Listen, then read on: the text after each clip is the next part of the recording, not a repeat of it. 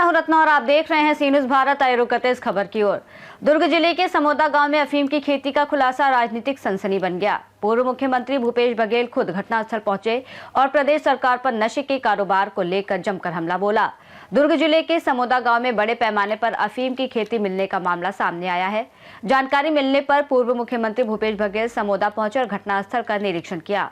उनके साथ बड़ी संख्या में कांग्रेस कार्यकर्ता भी मौजूद रहे।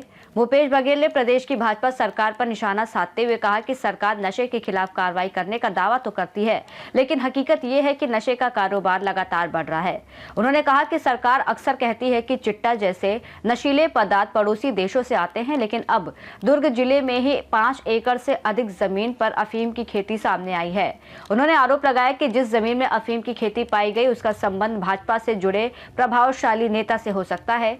उन्होंने ये भी कहा कि विधानसभा में सरकार ने सैकड़ों लोगों को जेल भेजने की बात कही थी, लेकिन समोदा जैसे मामले ये दिखाते हैं कि नशे का नेटवर्क काफी बड़ा और गहरा है।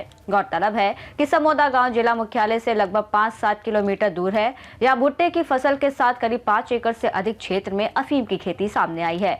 इस मामले की जांच जिला प्रशासन और पुलिस कर रही है। के त्योहार में अक्सर गांव में लकड़ी इकट्ठा करने नौजवान लड़के बच्चे सब खेतों में जाते हैं, लकड़ी इकट्ठा करते हैं होलिका दहन के लिए, और उसी में फिर गांव के लड़के जिसके खेत में चना हो गेहूं हो वहां जाके चोरी भी करते हैं, उसको होरा भून के खाते भी हैं। ये हम लोग भी बचपने में किए थे। हम अपने खेत में जाते थे रात में, तो वो परंपरा बनी हुई और उसी के चक्कर में ये जो अफीम की खेती है वो पकड़ा गया। उसको नहीं मालूम था वो क्या है, लेकिन अलग प्रकार के फल देखा, वो कभी देखा नहीं था। उन्होंने फोटोग्राफ लिया, सरपंच को दिखाया, वो गूगल सर्च किया, पता चला कि ये अफीम है। तो फिर पुलिस वाले को खबर किए और आज ये कार्रवाई हुई है। कल से कार्रवाई चल रही है और ये विनायक ताम्रकर का पूरा फार्म हाउस सैकड़ों एकड़ में फैला हुआ है और गांव वाले बता रहे हैं कि लगभग 150 एकड़ बेजा कब्जा है। जो चारागाह की जो भूमि है उसको भी कब्जा कर लिए हैं। तो प्रशासन के एक तरफ उसको कार्रवाई करनी होगी अफीम के खेती के खिलाफ, तो दूसरे तरफ अतिक्रमण की भी है और ये बहुत रसूखदार है। इसके साथ सांसद के साथ, विधायक के साथ, कलेक्टर के साथ इसे फोटोग्राफ्स हैं। इसकी पहुंच इतनी अधिक है कि गृह मंत्री के यहाँ भी फोन आता है और यहाँ के सरपंच को बिना कोई अपराध के 151 रात में उसको गिरफ्तार करके जेल डाला जाता है। तो कितना उसका पकड़ है इससे बात से समझ आता है। बहुत रसूखदार है, बचाने का हर प्रयास किया जाएगा। पहले नशा के बारे में ये कहा जाता था कि ये पंजाब के बॉर्डर से आ रहा है, कोई बोलते थे मुद्रा पोर्ट से आ रहे हैं, लेकिन अब छत्तीसगढ़ में दुर्ग जिले में हमारे यहाँ भी खेती होने लगी है। तो अभी जो स्कूलों में जो चिट्टा मिलता है हो सकता है इसी के यहाँ का हो, अब बदनाम दूसरे लोग हो रहे हैं।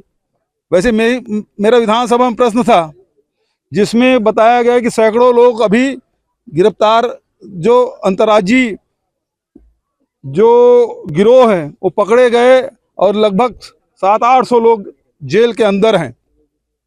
लेकिन अब तो यही प्रशासन के शासन के नाक के नीचे ये पकड़ा गया और उनके रसूख ये कि आप देख सकते हैं यहाँ के सांसद, यहाँ के विधायक, कलेक्टर उसके बगल में बैठे हुए, कितना उसका रसूख है उसे पता चलता है और अभी तक उसकी गिरफ्तारी नहीं हुई है।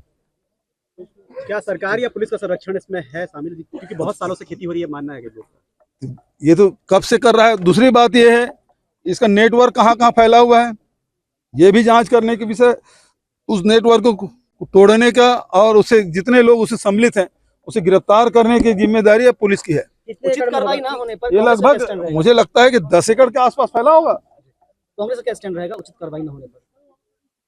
हम उम्मीद करते हैं उचित कार्रवाई होगी, लेकिन नहीं होगी तो हम लोग नजर रखे हुए, अभी विधानसभा चल रहा है, अभी इस ध्यान आकर्षण लगाएंगे इसमें। नव्या मलिक का नाम आपको नहीं दिया गया? नव्या मलिक का नाम आपके सूची में शामिल नहीं था? नव्या मलिक का आपने मुद्दा उठाया था।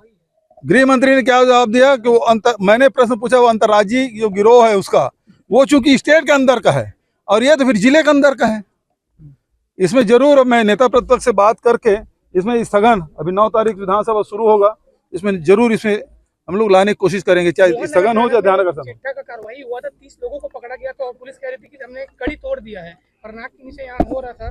पुलिस मैं बता रहा हूँ एसपी कलेक्टर के साथ बैठे उसको फोटोग्राफ कलेक्टर के साथ बैठे बगल में कितना रसूख होगा। धान का पैसा आया तो आप माला माल बता रहे थे, तो कौन माला माल इसमें हो रहा है? अब ये तो देख लीजिए कि ये पैसा कमाने का माला माल बनने का माल कमाने का एक तरीका ढूंढ लिया भाजपा वालों ने। अब भाई अडानी मुद्रा पोर्ट में ही क्यों उतरे, पंजाब से क्यों उतरे, यहाँ शुरू कर दो। तो धान के खेती में तो माला माल नहीं हो रहे हैं, इसमें माला माल होने की तैयारी हो रही है। क्या मानते हैं एक प्रकरण सामने में आया है और भी छत्तीसगढ़ में ऐसा विषय हो सकता है, देखिए क्यों नहीं हो सकता। जब गांजा आप उड़ीसा बॉर्डर से आ रहा है करके हम पकड़ते हैं, जितने भी गांजा है उड़ीसा से आ रहे हैं, उसमें कोई कार्रवाई नहीं रही। वहां तो डबल इंजन की सरकार है, गांजा नहीं रुक रहा है। यहाँ छत्तीसगढ़ में अफीम की खेती हो रही है। तो नशा का पूरा कारोबार ये भारतीय जनता पार्टी के नेताओं के संरक्षण में हो रहा है। सर यहाँ से जैसे अफीम की सप्लाई बता रहे हैं कि हुई है, तो कहीं ना कहीं पुलिस फेल है इसमें रोकने में। ये तो बच्चे लोग पकड़ दिए इसको, बच्चे लोग पकड़े इसको। डबल इंजन की होगी वो दुर्ग से लगे 12 किलोमीटर की दूरी में शहरी क्षेत्र में होगी, और इतनी बड़ी तादाद में खेती करना ये तो पत्रकारों की और देश प्रदेश स्तर की बात हो जाती है। और आप जान ही रहे हैं कि 9.5 एकड़ 92 डिसमिल में अफीम की खेती हो रही थी, और वो भी भाजपा नेता विनायक ताम्रकार और उनके भाई ब्रिजेश ताम्रकार के द्वारा ये संचालन हो रहा था। इस कल शासनिक प्रशासनिक लोग आए थे, किस तरह था गतिविधि उनकी? वैसे तो मुझे ट्यूसडे को पता चली थी, और जस्ट होली के बाद मैंने पुलिस प्रशासन को अवगत कर दिया था जेरो चौकी में, और गतिविधि तत्परता से कार्रवाई किए हैं। वैसे कल की डेट में करीबन 10 बजे से पुलिस यहाँ सर्च करने पहुँच गई थी, और इनका खेत बड़ा लंबा चौड़ा होने के कारण जो स्थल है वहाँ पे 1 बजे पहुँचे हैं। और मेरे यहाँ के वार्ड क्रमांक 2 के पंच हैं नीरज निषाद, जो जाके पुलिस को वहाँ अवगत कराए। उनको बाद में विनायक ताम्रकार और उनके लड़के ने मिलकर अच्छे तरह से पीट भी दिए थे, और वो भी मीडिया के सामने, जिसमें गुलाब देशमुख एक मीडिया वाले हैं, उन लोग साथ में थे, उनके सामने ही इनको पीटे हैं। कुछ गतिविधियां ऐसी रहती है गांव में पता ही चल जाता है, लेकिन सालों से होने वाला चीज अब तक के छुपा रहा, इसका कारण क्या मानते हैं? 10 साल से इसमें सबसे बड़ी बात तो यह है कि उनका जो 60-65 एकड़ की खेती है, सामने मेन रोड पे ही गेट लगा हुआ है।